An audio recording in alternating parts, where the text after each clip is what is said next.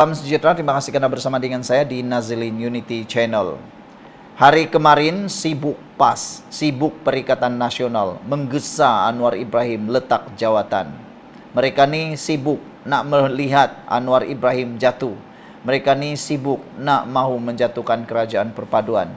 Tapi sesungguhnya apa yang terjadi sebenarnya, mereka takut dengan bayang-bayang sendiri. Mereka tahu kalau Anwar Ibrahim tak ditumbangkan dalam masa terdekat, mereka akan jadi arwah. Perikatan Nasional tinggal jadi arwah. Perikatan Nasional tidak akan mampu lagi gelombangnya, tidak akan dapat lagi melawan gelombang yang ada dalam Pakatan Harapan, terutamanya dalam gelombang kerajaan perpaduan.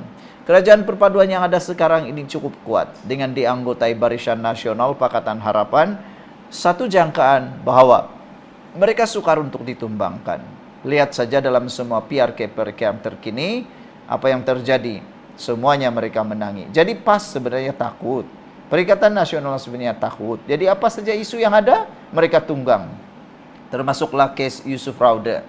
Mereka suka tunggang. Kalau ada isu tentang kambing, kalau boleh nak ditunggang, mereka akan tunggang juga. Itulah Perikatan Nasional. Sudah kehabisan modal, tidak mempunyai integriti, dan tidak mempunyai credibility, mereka guna isu apa saja yang ada. Dulu Abang Belon, sekarang Abang Yusuf Raude.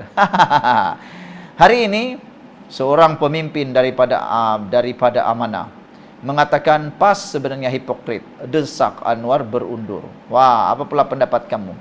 Sila tinggalkan komen kamu, adakah betul PAS hipokrit, desak Anwar berundur? Kalau Anda setuju, tinggalkan komen kamu. Tapi sebelum itu, izinkan saya berkongsi satu berita baik kepada Anda semua. Berita baik ini kepada semua orang yang ada masalah kesehatan, kencing manis, tinggi darah, gout, apalagi ya penyakit-penyakit yang 3 serangkai, kanser, badan sakit, dah terlampau tua, dan macam-macam lagi. Ini berita baik untuk Anda semua. Ini bukan ubat. Saya tegaskan 15.000 kali. Ini bukan ubat. Tapi ini ialah transfer factor for life.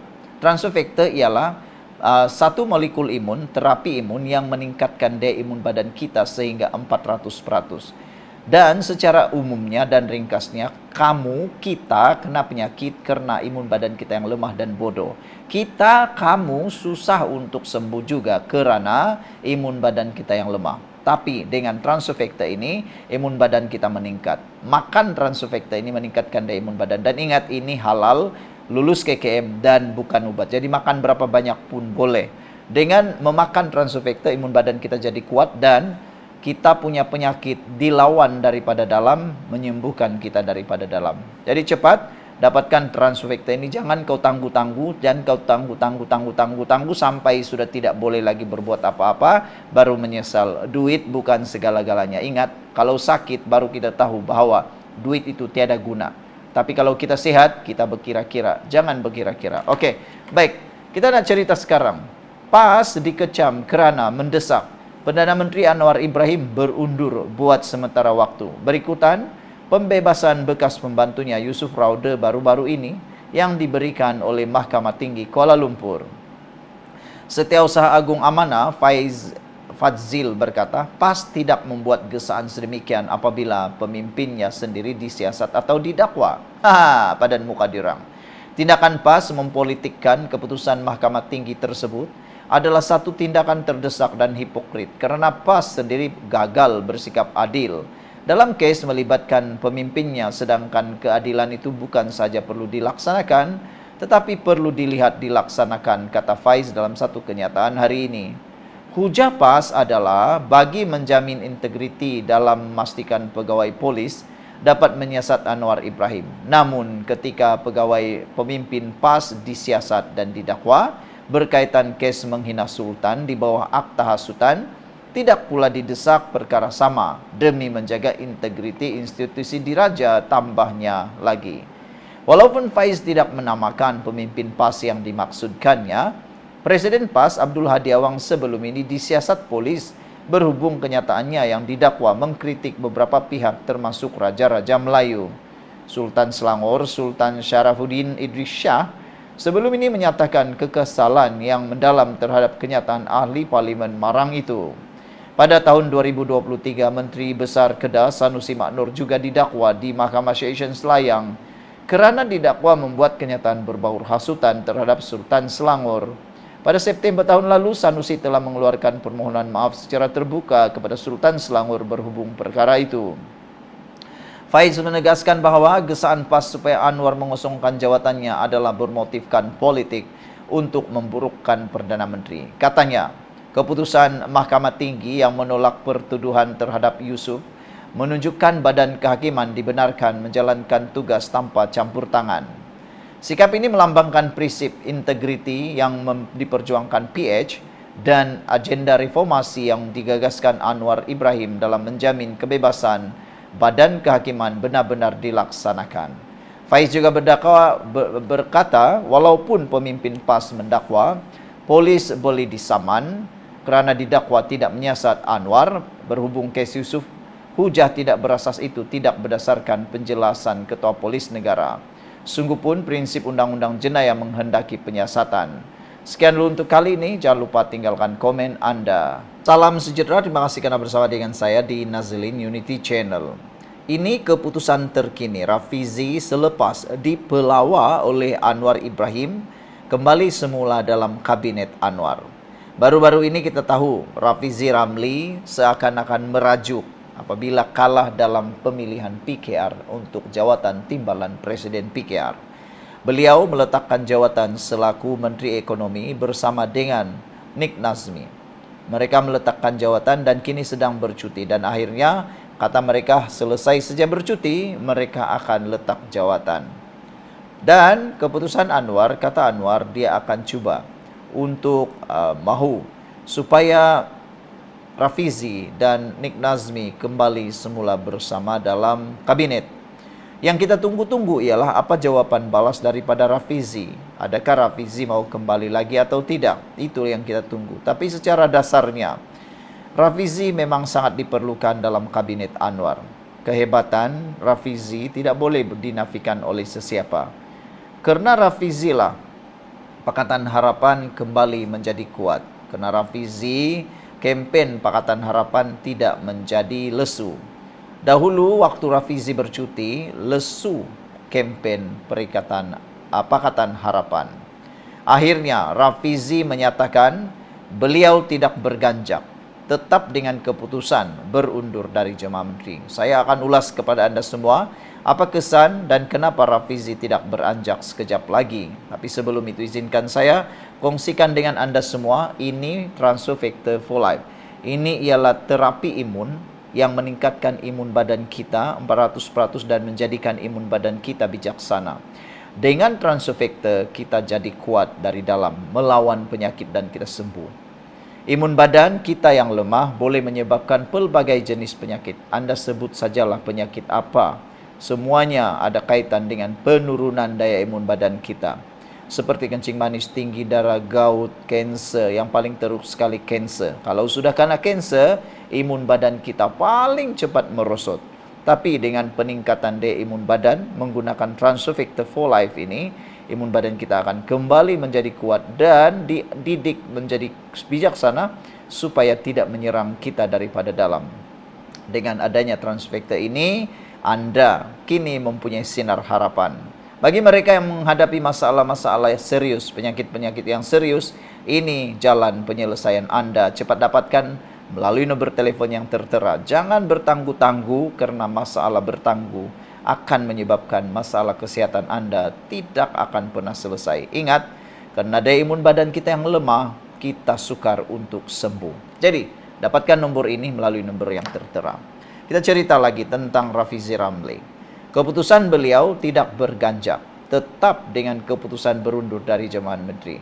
Sebelum saya ulas isu ini, saya minta bantuan anda semua, tolong pula berikan ulasan anda, berikan cadangan anda, apa komen anda tentang keputusan Rafizi tidak berganjak dan tetap berundur daripada Jemaah Menteri. Adakah ini baik atau jahat? Anda tentukan. Tolong tulis dalam ruangan komen. Pada pendapat dan hemah saya, ada pro dan kontra apabila Rafizi tetap meneruskan keputusan untuk berundur. Dari segi pro-nya, dari segi kebaikannya ialah Rafizi boleh bekerja di bawah lagi, menjadi tentera perang Pakatan Harapan di medan perang akar umbi. Beliau tidak perlu lagi risau untuk bersuara kerana terikat di dalam menteri. Karena sesungguhnya, secara realitinya, kalau Rafizi masih menteri, beliau tidak dapat mengemukakan pendapat beliau yang original asli. Karena beliau terikat dengan kabinet dan dalam kabinet itu ada pelbagai komponen parti politik, termasuklah UMNO, Barisan Nasional dan sebagainya. Tapi kalau Rafizi tidak ada dalam kabinet dan tiada dalam kabinet, tidak terikat dengan persefahaman kabinet, beliau boleh lantang bercakap tentang beberapa parti politik, termasuklah Barisan Nasional, termasuklah parti-parti yang lain. Beliau juga bebas untuk mempertahankan Anwar Ibrahim, mempertahankan kerajaan perpaduan. Jadi ada baiknya juga Rafizi keluar daripada Jemaah Menteri. Dan kita rasakan dengan keluarnya Rafizi daripada Jemaah Menteri, beliau akan lebih ganas lagi. Dan Pakatan Harapan akan kembali menyengat dalam medan dunia politik Malaysia. Tetapi secara kontrasnya atau berita buruknya apabila Rafizi keluar daripada Jemaah Menteri, maka ini akan menjadi isu yang sangat besar, yaitu siapa bakal mengganti Rafizi. Menteri Ekonomi Datuk Seri Rafizi Ramli dengan tegap dan tetap tegas menyatakan keputusan untuk berundur daripada Jemaah Menteri diteruskan. Meskipun Perdana Menteri Datuk Seri Anwar Ibrahim mahu beliau dan Nik An-Nazmi tidak melepaskan jawatan mereka itu. Dalam satu hantaran di Facebook, Rafizi menyatakan bahawa dia masuk ke pejabat buat kali terakhir semalam dan hari ini. Saya masuk ke pejabat buat kali terakhir semalam dan hari ini Jumaat untuk urusan-urusan terakhir termasuk mengemas pejabat, kata Rafizi. Rafizi turut menamakan pasukan pegawainya yang berkhidmat semasa bersama beliau. Beliau bersama dengan terdiri daripada Dr. Azhari, Benjamin Kwek, James Chai, Ismat Kayum dan Hakimi Zamri.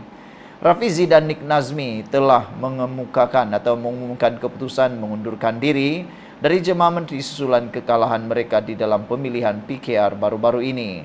Rafizi kecundang dalam mempertahankan jawatan timbalan Presiden. Sekian dulu untuk kali ini, jangan lupa tinggalkan komen Anda. Salam sejahtera, terima kasih karena bersama dengan saya di Nazilin Unity Channel. Hari ini kita dikejutkan lagi dengan kes daripada Yusuf Rauda. Hari ini Jabatan Peguam Negara dah mengingatkan supaya elak kenyataan spekulatif. Ahli Parlimen Perikatan Nasional ini komen 4R. Pemimpin Perikatan Nasional PN, Wan Ahmad Faisal Wan Ahmad Kamal dilihat secara sinis meninggalkan komen ringkas 4R. Walaupun Jabatan Peguam Negara sudah menggesa orang awam untuk mengelak daripada membuat penyataan bersifat spekulatif atau berbau fitnah. Gesaan Jabatan Peguam Negara itu berhubung keputusan Mahkamah Tinggi Kuala Lumpur semalam yang melepas dan membebaskan bekas pembantu penyelidik ahli politik Muhammad Yusuf Rauda daripada pertuduhan mengedar dadah jenis kanabis dan memiliki 2 pistol tiruan tahun lalu. Menerusi kenyataan hari ini, Jabatan Peguam Negara menegaskan bahawa pentadbiran keadilan hendaklah tidak dijejaskan oleh perbicaraan melalui media, trial by media, sindiran awam, kedudukan atau persepsi. Jabatan ini akan meneliti keputusan kes dan mempertimbangkan semua aspek berkenan sebelum membuat sebarang tindakan lanjut. Sebelum kita teruskan ulasan ini, saya nak perkenalkan kepada anda semua, ini ialah Transofector for Life. Ini terapi imun yang meningkatkan daya imun badan kita 400%. Kita kena penyakit, kena imun badan kita yang lemah. Pelbagai penyakit yang disebabkan oleh imun badan yang lemah atau imun badan yang bodoh, seperti kencing manis, tinggi darah, gout, sakit badan, masuk angin, apalagi ya, penyakit-penyakit kanser payudara, kanser perut, kolon, gout, 3 serangkai kolesterol, semualah jenis penyakit yang berkaitan ada kaitan dengan peningkatan dan penurunan daya imun badan kita. Tetapi dengan peningkatan daya imun badan kita, kita akan jadi sembuh melawan penyakit daripada dalam. Jadi kalau anda sudah bosan sangat nak makan ubat, dah bosan sangat ulang alik temu janji dan sebagainya, Mungkin ini jawaban kepada masalah persoalan Anda. Hubungi nomor yang tertera, jangan tunggu dan jangan bertangguh-tangguh. Kita teruskan ulasan ini. Jabatan ini kekal komited dalam menegakkan kedaulatan undang-undang dan akan terus melaksanakan tanggung jawab menurut perlembagaan dan berintegriti. Saksama dan menghormati proses pengadilan, katanya. Walau bagaimanapun, pembangkang dilihat membuat pernyataan berbau fitnah dan di luar skop alasan keputusan yang diberikan oleh mahkamah.